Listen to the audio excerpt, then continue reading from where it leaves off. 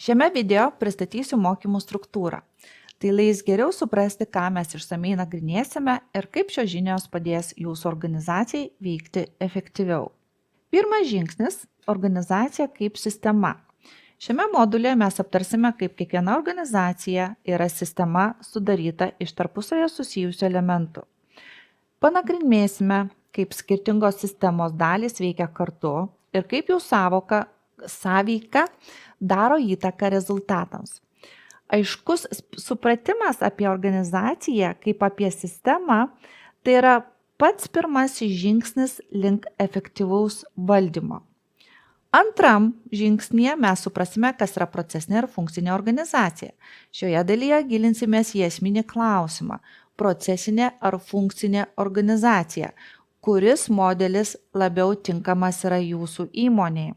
Analizuosime jų skirtumus, privalumus ir trūkumus, kad suprastumėte, kaip pasirinkimas daro įtaką organizacijos gebėjimui prisitaikyti ir tobulėti.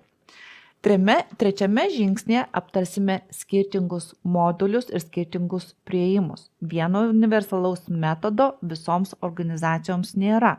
Čia apžvelgsime įvairius požiūrius ir metodus, kurie gali būti taikomi procesų valdymui bei optimizavimui. Pamatysite, kad sprendimų įvairovė suteikia galimybių pasirinkti būtent tai, kas tinka jūsų verslui. Ketvirtam žingsnį mes aptarsime, kas yra verslo procesų valdymas – Business Process Management.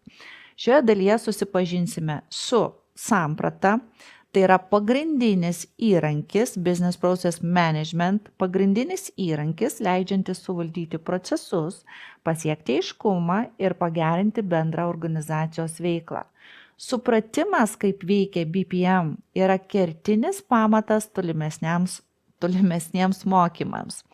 Penktam žingsnyje įvertinsime įmonės būklę.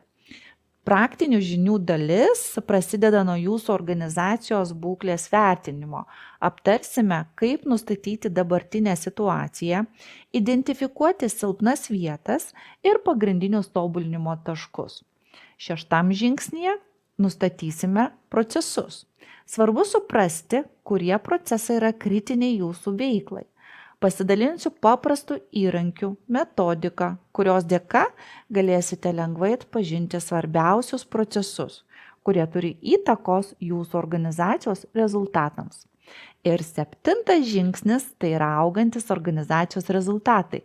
Mano tikslas yra padėti jūsų organizacijai augti. Aptarsime, kaip tinkamai įgyvendinus procesų valdymo principus, rezultatai tampa ne tik matomi, bet ir tvarūs. Tai galutinis etapas, kuriame visi jūsų veiksmai susijungia į darnią sistemą.